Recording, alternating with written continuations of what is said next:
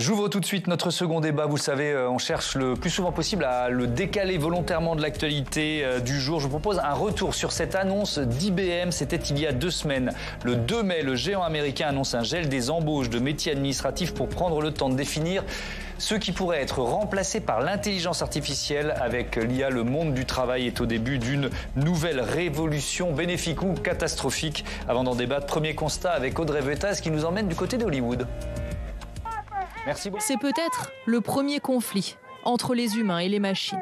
Nous sommes à Hollywood et ces scénaristes craignent que l'intelligence artificielle ne vole leur travail.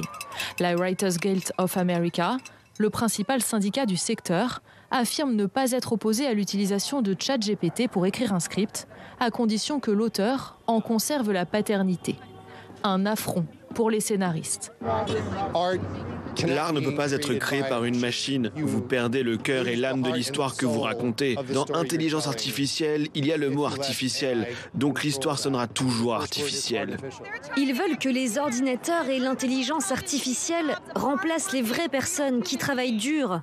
Dans certains domaines, c'est presque déjà le cas. Cette présentatrice de la chaîne Koweït News n'existe pas. Elle est générée par une intelligence artificielle comme l'intégralité de ce manga. Mais pour André Gatolin, qui travaille sur le sujet, de nombreux autres domaines pourraient être concernés. Il y a une étude de Goldman Sachs assez récente qui parle d'un potentiel de suppression de 300 millions d'emplois dans le monde. À horizon 2030, donc c'est considérable parce que le problème, c'est qu'on analyse une technologie en soi avec les impacts directs. Mais l'impact cumulé de 2 révolutions technologiques, on peut prendre l'intelligence artificielle et la robotique, peut conduire à une destruction encore plus massive. Dans cette entreprise Amazon, par exemple, l'alliance de la robotique et de l'intelligence artificielle permet de se passer de manutentionnaires. Mais le vice-président de la branche se défend de détruire des emplois. Au contraire. Depuis 2012, nous avons créé 1 million de nouveaux emplois dans le réseau Amazon, alors que dans le même temps, nous avons déployé plus de 500 000 robots. Nous ne considérons donc pas que les robots remplacent nécessairement les personnes. Nous les voyons comme travaillant à côté des personnes. L'intelligence artificielle pourrait nécessiter la création de métiers qui n'existent pas pour l'instant, mais il reste une inconnue. Est-ce qu'ils pourront remplacer la totalité des postes supprimés ? On en débat tout de suite avec Nicolas Bouzou. Bonsoir, bienvenue. Vous êtes fondateur du cabinet Asterès, éditorialiste à l'Express, auteur de ce livre « Le travail et l'avenir de l'homme », publié aux éditions de l'Observatoire. Catherine Morin-Desailly, bonsoir. Bonsoir. Bienvenue à vous, sénatrice centriste de la Seine-Maritime, et vous vous êtes emparée de ces questions d'intelligence artificielle ici au Sénat. Pierre Cassou-Noguès, bonsoir. Bonsoir. Bienvenue à vous. Vous êtes professeur de philosophie à l'université Paris 8, Vincennes-Saint-Denis. Et ce livre, auteur de La bienveillance des machines, comment le numérique nous transforme à notre insu, publié, paru aux éditions du Seuil. J'accueille également en duplex, en visioconférence, David Gruson, qui est directeur du programme Santé de Lumines, cofondateur d'éthique.ia et membre de la chaire Santé de Sciences Po Paris. Bonsoir. Et bienvenue à vous. Mathieu Croissando, évidemment, est resté à mes côtés. Peut-être un premier constat, Nicolas Bouzou. L'intelligence artificielle est déjà présente dans le monde du travail, on peut même dire depuis longtemps. Ça change quoi là, les dernières générations d'intelligence artificielle et notamment ChatGPT dont tout le monde parle depuis quelques semaines? Je pense que ça va changer beaucoup de choses parce qu'au fond, ChatGPT, qui à mon avis est quelque chose de très important, c'est la première fois qu'on a une application de l'intelligence artificielle qui n'est pas quelque chose d'abstrait et de théorique. C'est-à-dire qu'on peut l'utiliser. À titre personnel, je l'utilise énormément, si vous voulez, mais depuis 15 jours en fait, donc c'est très récent. Et donc je pense et dans une entreprise aussi. Ah bah oui, bien sûr. Alors je pense que la question c'est de savoir comment l'utiliser. En gros, vous pouvez l'utiliser un petit peu comme un moteur de recherche un peu plus sophistiqué. Vous pouvez lui demander voilà qu'est-ce qui s'est passé aujourd'hui au Sénat. Est-ce que tu peux me faire une synthèse de ce qui s'est passé au Sénat aujourd'hui? Mais ça, je dirais qu'on peut le faire autrement. Moi, par exemple, quand je fais un papier pour l'Express, donc je fais mon papier. vérifier et je lui dis, au fond, est-ce que j'aurais pas oublié quelque chose ou est-ce qu'il n'y a pas une idée originale que j'aurais pas eue, vous voyez. Donc c'est très intéressant, mais évidemment il peut faire de grosses bêtises, il peut commettre des contresens. Mais pardonnez-moi d'avoir pris un exemple personnel, ça se fait pas, mais c'est juste pour vous expliquer que je pense que pour la première fois, on a vraiment une application au fond qu'un très grand nombre de nos concitoyens peuvent utiliser et qui va changer les choses. Je suis persuadé que cette révolution qui est celle du numérique, de l'intelligence artificielle, de la robotique et des biotechnologies, c'est la troisième révolution industrielle, c'est-à-dire qu'elle est aussi importante que ce qu'on a connu au début du XXe siècle avec la Belle Époque, l'automobile, l'électricité, etc., ou au XIXe siècle avec les machines à vapeur, le chemin de fer. Je suis persuadé que c'est quelque chose de cette ampleur-là. Encore faut-il apprendre à l'utiliser, peut-être l'encadrer, et ça va faire partie des questions qu'on va se poser. Catherine Morin-Desailly, c'est peut-être un peu binaire ma question. Est-ce que vous voyez, comment vous analysez cette montée en puissance, cette dernière génération d'intelligence artificielle? Est-ce que vous dites plutôt menace, plutôt opportunité, un peu des deux? Les deux. Les deux, d'ailleurs, le règlement sur l'intelligence artificielle que l'Europe s'apprête à voter, pour lequel j'ai travaillé avec André Cattelin, que vous avez entendu tout à l'heure s'exprimer, il vise tout simplement à la fois à voir comment ça peut être un formidable outil d'innovation et de progrès, et en même temps poser clairement des garde-fous sur les mésusages de l'intelligence artificielle, une potentielle atteinte à nos droits fondamentaux, à la dignité de l'homme. Si je prends un exemple très concret, ça peut être des formidables progrès en matière de santé, de médecine, mais ça peut être aussi un formidable outil de surveillance de masse des populations. Donc, il faut que nous, le législateur, le politique, on fixe un cadre. C'est encore possible, c'est pas trop tard, parce que là, ça va tellement vite. Ce n'est pas trop tard. L'adoption de cette nouvelle technologie par des millions d'humains, c'est impressionnant. Donc, non, l'Europe est même plutôt en avance par rapport au reste du monde, puisqu'elle va être la première à légiférer, à poser un cadre ambitieux sur ce sujet. Aux États-Unis, je l'évoquais tout à l'heure, c'est dans quelques États sur des segments de l'intelligence artificielle qu'on a légiféré. Il n'y a pas de législation fédérale. Or, on se rend compte, vous avez vu cette pétition des 1000 universitaires et personnalités investies dans le développement de l'intelligence artificielle, de se poser la question d'un moratoire pour qu'on ait le temps justement de poser un cadre qui puisse permettre de poser une intelligence artificielle fiable, éthique, humaine. En elle-même, l'intelligence, elle est ni positive ni négative. C'est l'usage qu'on va en faire qui va permettre de bien l'utiliser ou non. Est-ce qu'il est encore temps, Pierre Cassounouguès, d'appuyer sur pause, là ? Alors, faut-il appuyer sur pause ? Je suis pas certain. Je pense qu'il est très important d'essayer au moins d'encadrer le développement de l'intelligence artificielle, en particulier la surveillance à laquelle elle peut donner lieu, et une catégorisation des individus qui nous enlève en fait une liberté. Alors là, on est dans les généralités. Pardon, j'essaie de ramener le débat sur vraiment la question du travail, parce que notre thème, c'est quand même les emplois menacés ou pas menacés, etc. Là, il y a, je le disais en lancement du sujet qu'on a regardé en ouverture de ce débat, il y a une décision très concrète d'IBM. IBM dit on gèle les embauches des emplois administratifs parce qu'on considère que 30% de ces emplois vont pouvoir être faits par l'intelligence artificielle. Et ça, c'est aujourd'hui.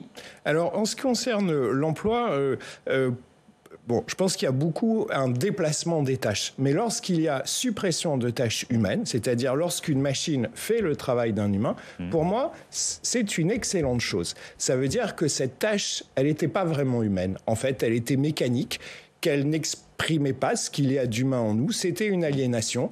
Et la question, c'est socialement... Moi, je vous trouve bien optimiste. La question, c'est socialement d'être capable de rémunérer le loisir ou de distribuer équitablement le loisir ainsi gagné. Mais au supermarché, il y a des caisses automatiques. En gros...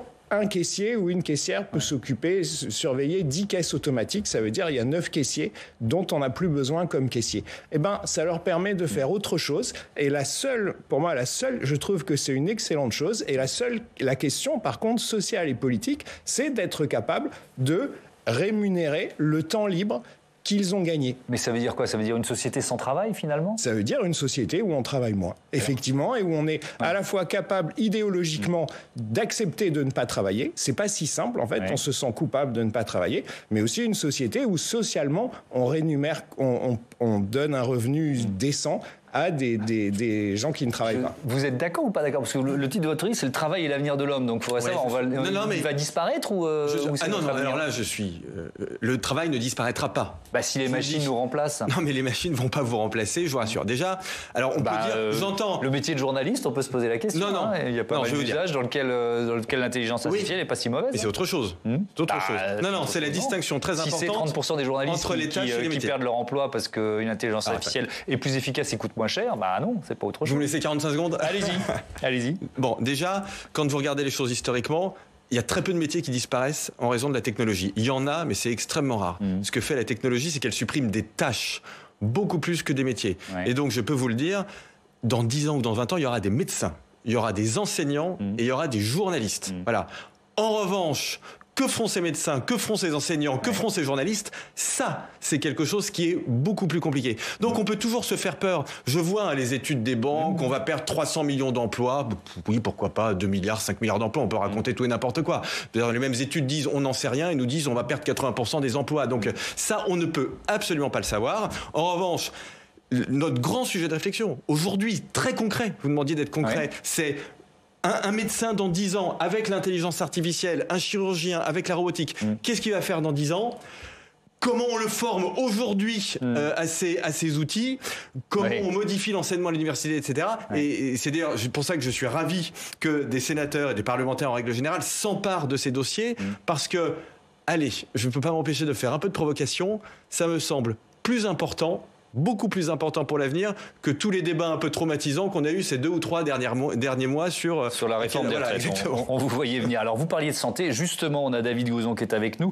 L'intelligence artificielle, elle est déjà présente, j'allais dire omniprésente. C'est quoi? C'est un outil qui est utilisé pour améliorer le diagnostic, par exemple, je crois pour des chirurgiens qui répètent une opération par exemple avant de la faire pour de bon. C'est ça, absolument, et c'est d'ailleurs un des sujets qu'on suit avec Nicolas Bouzou, un peu tous les ans dans les rencontres de l'avenir à Saint-Raphaël. C'est un sujet qu'on suit avec Ethik.IA et on a analysé les effets de l'IA sur l'emploi. C'est une étude qui avait été faite déjà il y a quelques années avec l'Institut Montaigne et dont les constats et la révolution qu'on voit avec ChatGPT sur ce qu'on appelle l'IA générative, l'IA de nouvelle génération, renforce ces analyses. En fait, ce qui est concerné, c'est d'abord ce qu'on appelle les fonctions support du système. Les fonctions logistiques, techniques, les admissions de patients, les fonctions administratives, tout ce qui ne concerne pas directement la prise en charge des patients. Et cette IA, aujourd'hui, elle libère du temps pour les médecins, pour les soignants, sur des fonctions tout à fait identifiées, la reconnaissance d'images en traumatologie, en ophtalmologie, en dermatologie. On a des nouvelles méthodes d'accès aux soins qui se mettent en place, qui génèrent, et ça c'est tout à fait important de le considérer, un besoin d'adaptation des emplois. Je rejoins le constat de Nicolas Bouzou. On va avoir peut-être moins une disparition de métiers qu'une transformation de ces métiers. Et il faut constater que des démarches ont été faites pour développer la formation à l'IA dans les formations médicales et soignantes. En revanche, on n'a pas encore de plan d'adaptation des emplois et des compétences pour les secrétaires médicales, pour les brancardiers, pour les fonctions logistiques médico-techniques dont les emplois sont tout à fait radicalement transformés. Et donc là, il faut engager ce mouvement. Pardon de vous interrompre, c'est toujours l'exemple qu'on donne, donc j'imagine que vous avez l'habitude de répondre, mais le métier de radiologue, par exemple, l'œil de l'ordinateur, il est bien plus précis que l'œil humain. Donc est-ce que ce métier va disparaître au profit de l'intelligence artificielle? Il se transforme. Exemple de protocole que nous déployons avec Ethik.IA sur des solutions d'IA de reconnaissance d'images de fractures. Donc ces solutions aujourd'hui, elles sont déployées dans toute une série d'établissements en France qui utilisent des solutions de reconnaissance d'images de fractures qui sont utilisées dans le temps de la prise en charge, la nuit aux urgences, par les équipes d'urgence, les médecins urgentistes et les infirmières, sans la présence du radiologue. L'IA va donner un premier avis et le radiologue va pouvoir en temps réel, en cas de doute, mais plus a posteriori, assurer un contrôle humain, une garantie humaine. C'est la notion fondamentale du règlement européen sur l'IA que Mme Morin de Sailly mentionnait. On peut amener un accès aux soins plus fort. Et vous voyez, le métier de radiologue, il se transforme. Il analyse plus d'image en temps réel la nuit. Il a une capacité à retrouver du temps disponible et on sait que dans des spécialités médicales en tension d'effectifs comme la radiologie, il est majeur de redonner du temps aux médecins. Donc l'exercice se transforme et il faut accompagner ces mouvements et en mesurer les effets. Alors merci, je reviendrai vers vous évidemment un peu plus tard. Je propose à Mathias Harès de nous rejoindre sur ce plateau parce qu'on va essayer de lister un peu plus précisément les métiers. Rebonsoir Mathias, susceptibles d'être menacés ou de devoir se transformer, si j'ai bien compris. Alors sans surprise, ce sont des métiers dit en col blanc, selon Erwan Tison, directeur de l'Institut Sapiens.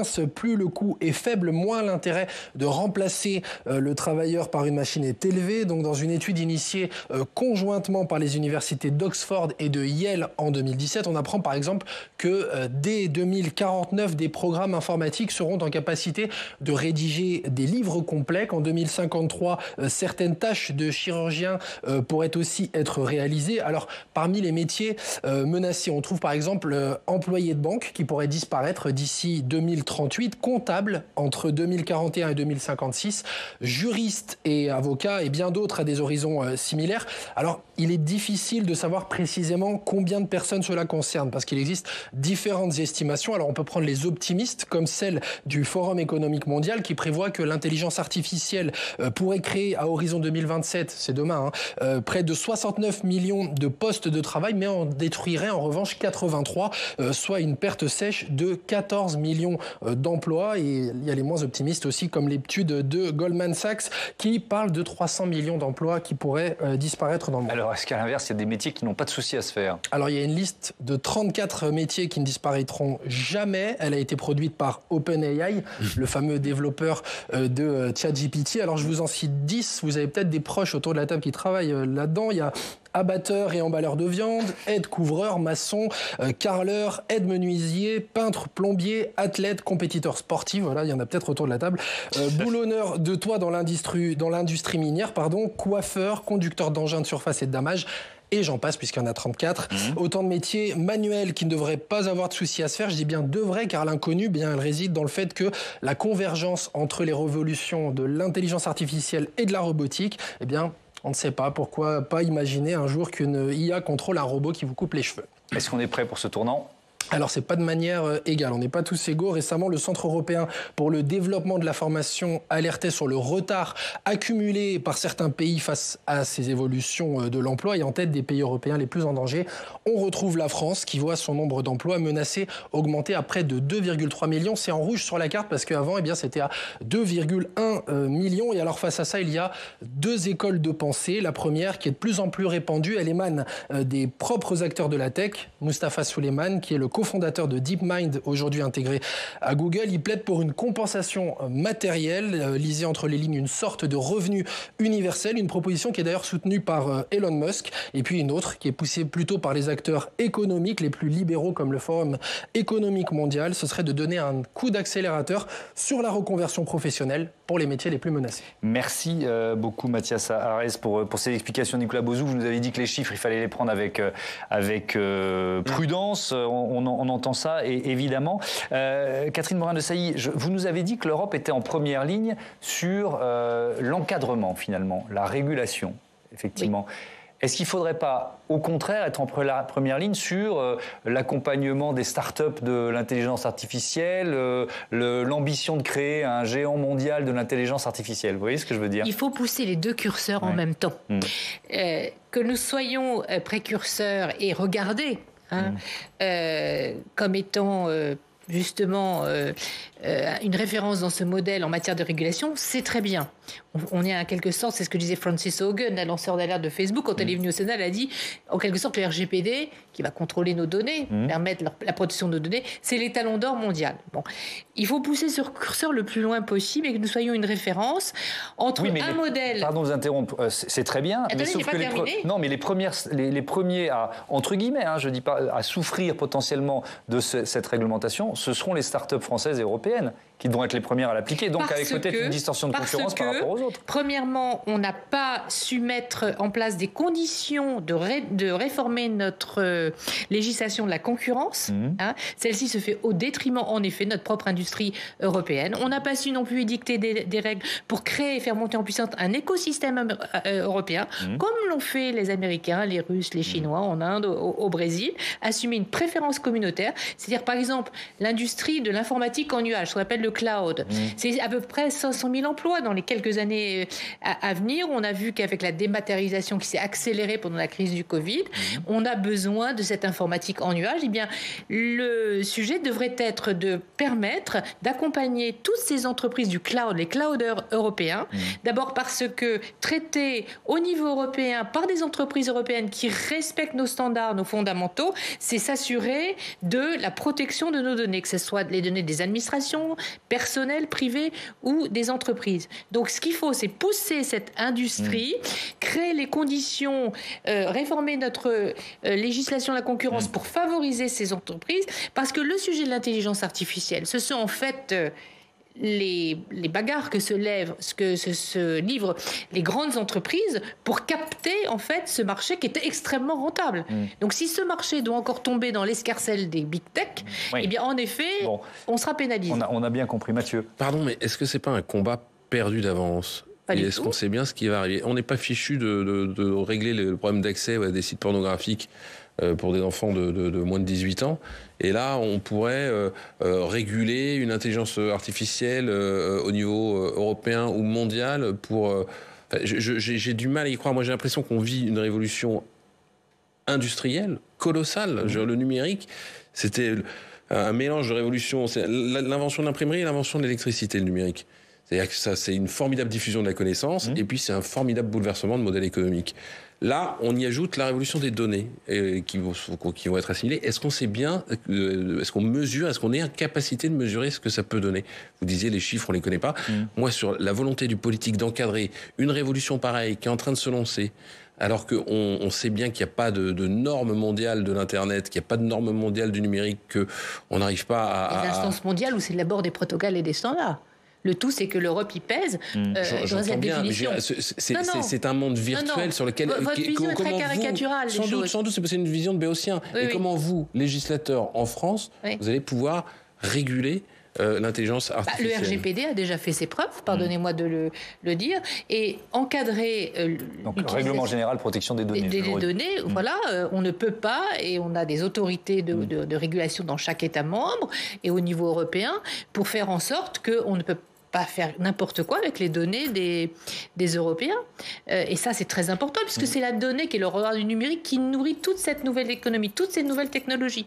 Donc, le vrai sujet, c'est comment nous régulons l'accès à ces données. Il ne faut pas être pessimiste sur le fait que l'on ne peut pas réguler. Ça, je m'inscris complètement en faux. En revanche, il faut que ça soit concomitant avec une vraie volonté de politique industrielle pour se doter, peut-être certaines briques, d'un écosystème européen propre. Alors, je reviens aux métiers potentiellement menacés ou qui devront se transformer. Je prends les deux arguments.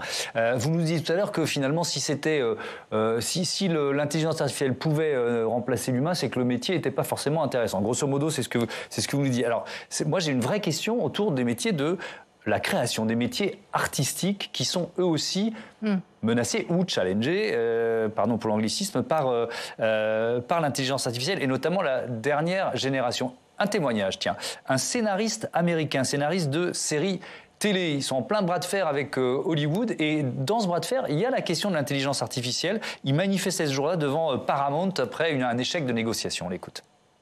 Nous ne voulons pas avoir à réécrire ce qu'une intelligence artificielle a inventé. Nous ne voulons pas que nos œuvres soient introduites dans une intelligence artificielle pour qu'elle puisse les utiliser de bien des façons, comme le plagiat. Nous ne voulons pas que les entreprises décident que l'intelligence artificielle peut nous remplacer parce que ça leur coûterait moins cher, et tant mieux pour eux. C'est une décision commerciale intelligente et ce n'est pas une décision humaine.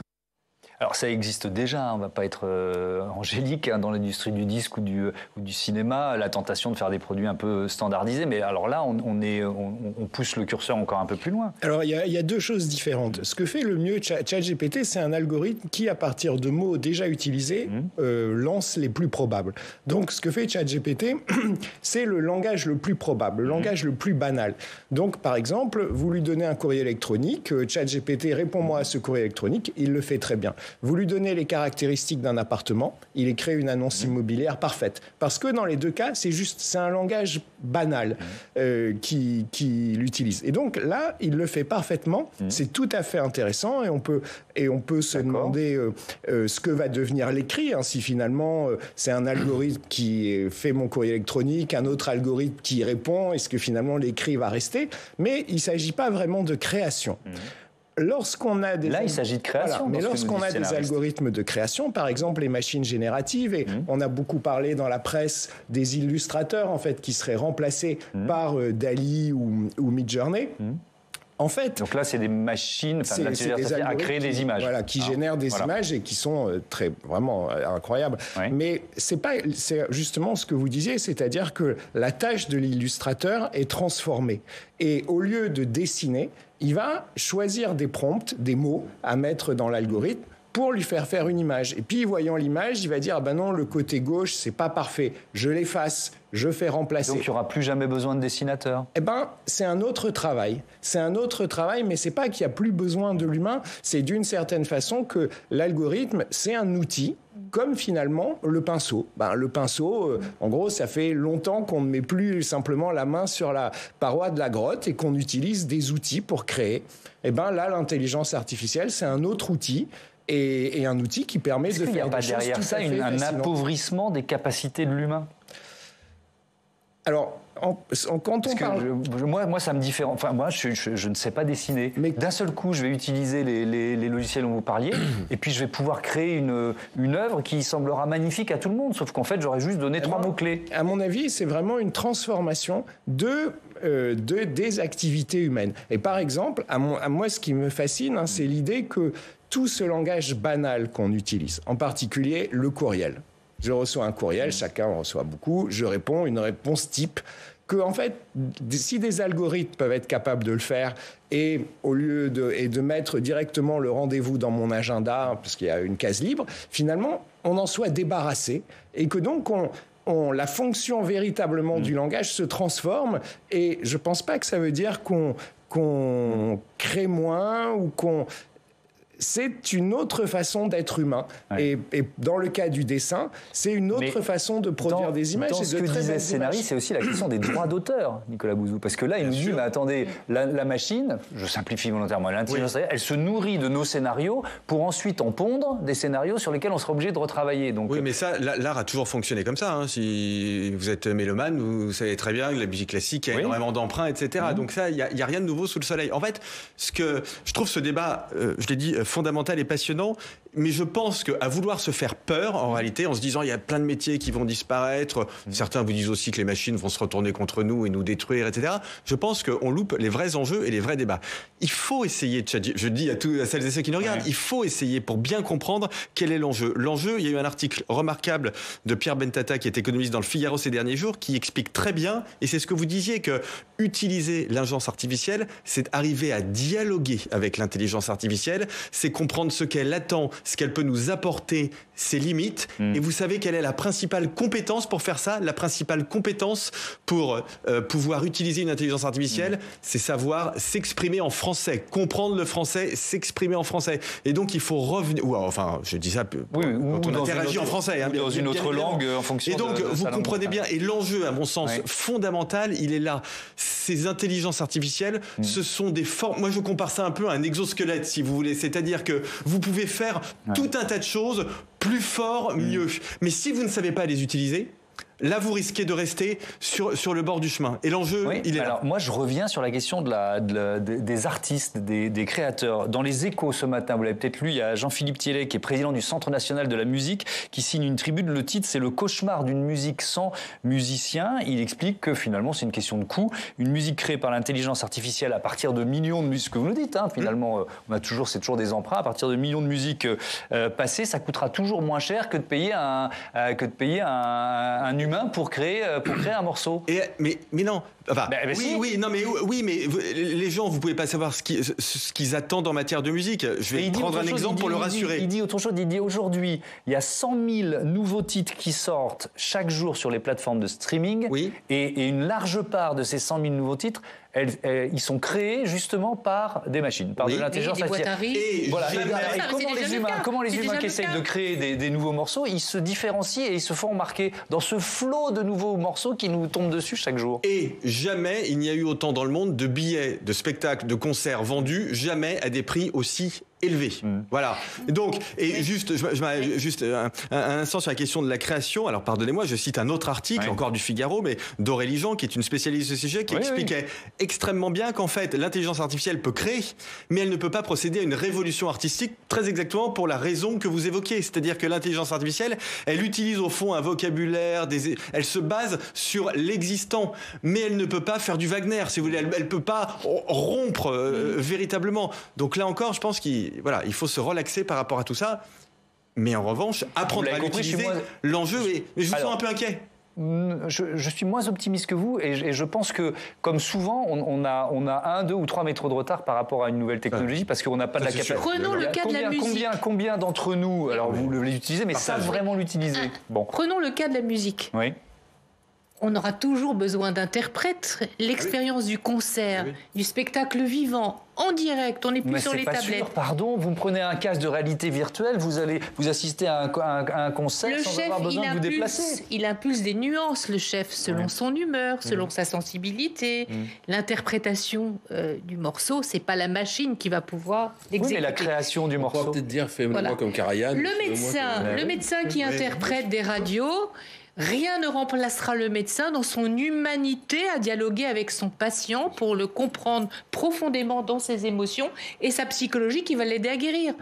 Donc j'ai envie de dire, la part d'humanité, elle va rester. Il faut qu'elle reste pour maîtriser la machine, qui doit être considérée comme un outil. Pourquoi pas qui va permettre de créer de nouveaux formats, de nouvelles œuvres. La seule chose, c'est que, s'agissant des artistes, il y a la question du droit d'auteur, de la propriété intellectuelle. Autrement dit, ça renvoie au sujet, est-ce que tout ce qui a été... les outils qui ont servi, les images, les textes qui ont servi à créer, ont été acquis de manière licite. C'est toujours la question des données. Voilà. Et je crois que ça peut tout à fait se réguler également. On y a veillé dans notre projet de résolution européenne pour l'intelligence artificielle. Voilà, mais la part d'humanité, Dieu merci. Alors, tiens, justement. Espérons-le. Non, il ne faut pas qu'il disparaisse, elle ne disparaîtra pas. Alors ça veut dire quoi, David Gruson? Ça veut dire que les médecins, ils vont tous devenir psy finalement, ou accompagnateurs de thérapie, puisque les machines font le reste? Oui. Alors, Marc, effectivement, il faut aussi considérer que l'IA fait progresser l'humain. Parce qu'elle amène, et c'est ce qu'on voit dans les protocoles qu'on déploie, les médecins aussi à reconsidérer un certain nombre de leurs pratiques. Dans le règlement européen sur l'IA qui était mentionné, il y a cette notion de garantie humaine, de contrôle humain. Qu'est-ce que ça veut dire concrètement? On en est nous à une douzaine d'écosystèmes de supervision humaine de l'IA qui sont animés dans toute une série de spécialités où, de manière régulière, on va avec des médecins, mais aussi, c'est très important, des représentants des patients, revoir des situations traitées par l'IA. Dans les soins bucco-dentaires, en anatomopathologie, dans le domaine de l'ophtalmologie, et ça amène à réinterroger les pratiques et à réinterroger aussi un besoin de formation continue. Et là-dedans, le dialogue avec les patients, l'empathie, la manière de reconsidérer la manière de s'exprimer est un point tout à fait majeur. Et donc ce dialogue qui est créé autour de l'usage de la machine, il a aussi une vocation d'amélioration continue des pratiques. Et on voit que l'humain peut aussi être un peu trop mécanique dans sa pratique. Et le fait de réinterroger l'outil d'IA à la faveur de cette obligation, alors c'est une obligation qui va être lourdement sanctionnée. À partir de 2025, s'il n'y a pas de contrôle humain sur les systèmes d'IA en santé, les concepteurs et utilisateurs encourront des sanctions jusqu'à 4% de leur chiffre d'affaires. Mais l'Europe est en avance sur la régulation. Et c'est pas forcément un problème en soi. D'ailleurs, les États-Unis ont suivi cette idée de supervision humaine, Human Oversight.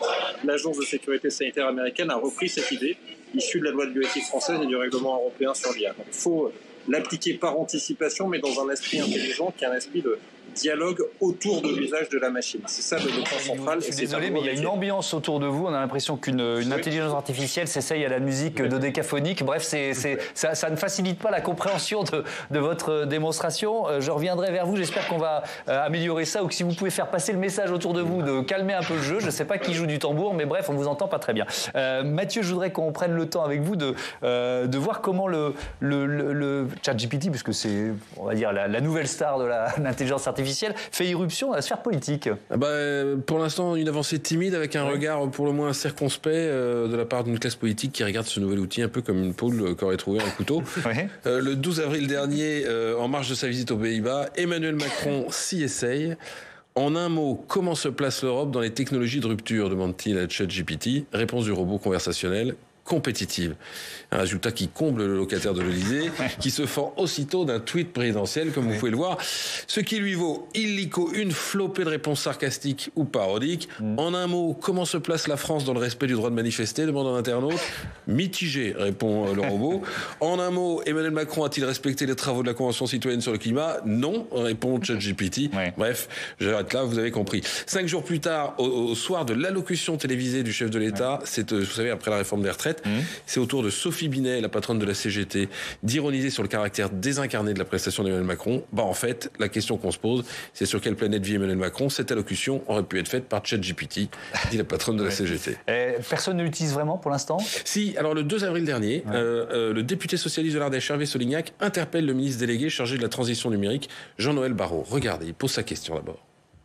Je voudrais vous interroger sur la montée en puissance de l'intelligence artificielle. Les évolutions des dernières semaines sont particulièrement impressionnantes.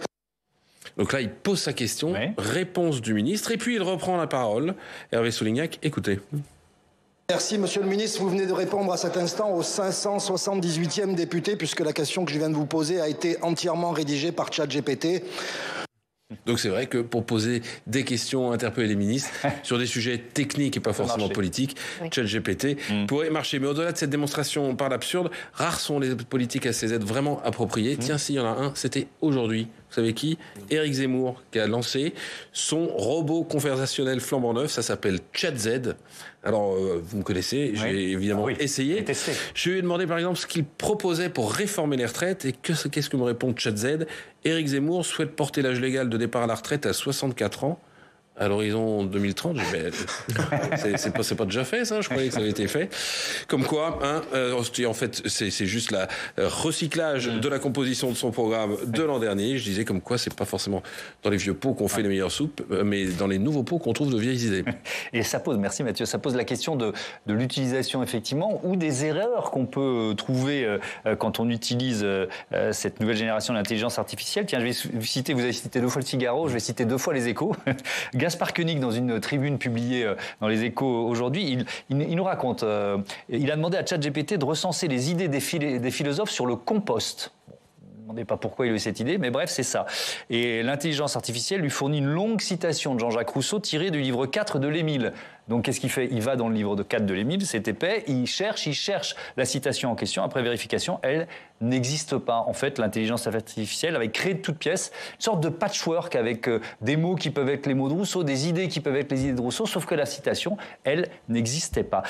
Comment on peut faire confiance? Et là, je reviens au monde du travail. C'est-à-dire, ça pose la question de la formation générale à l'usage de l'intelligence artificielle. Mais là, je reste sur la question des emplois. Une entreprise qui dit à ses salariés, vous pouvez utiliser ChatGPT ou les équivalents. Sauf que s'il y a des erreurs dedans, on fait comment? Qui est responsable? Le salarié ou l'entreprise de l'erreur en question? Et justement, c'est bien ce que je vous disais tout à l'heure, c'est-à-dire qu'il faut apprendre à utiliser ces intelligences artificielles qui commettent des erreurs exactement de la même façon que les humains commettent des erreurs. Parce que l'article de Gaspard Koenig est amusant, mais je peux demander aussi à des professeurs de philosophie de m'expliquer ce que Rousseau pense du compost. Il est possible aussi que certains se trompent. Oui, mais là elle lui donne une fausse citation, c'est pas la même chose. Bien justement, parce que lui va peut-être, si s'il est en état de confiance, pardon de nous interrompre, il va la reprendre, elle va être estampillée Gaspard Koenig, donc d'un seul coup, ses étudiants ou d'autres vont pouvoir la reprendre. Vous voyez ce que je veux dire? Oui, je vois très bien, il aura mal travaillé, voilà. C'est-à-dire que quand on doit utiliser bien travailler, ça lui demande encore plus de temps.